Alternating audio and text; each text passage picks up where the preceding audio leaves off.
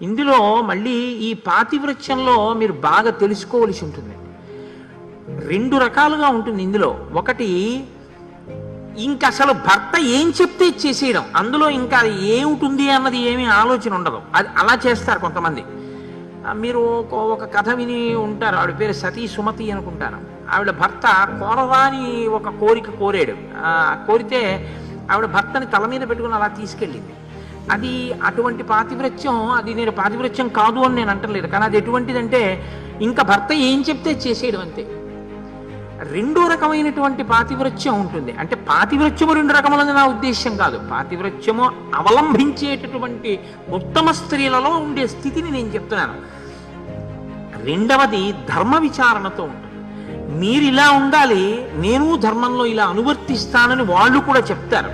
అంటే వాళ్ళకి కూడా శాస్త్రమునందు ప్రవేశం ఉండి ఆ ధర్మనిష్టతో ఉంటారు. సీతమ్మ ఆ కోవకి చెందిన తల్లి.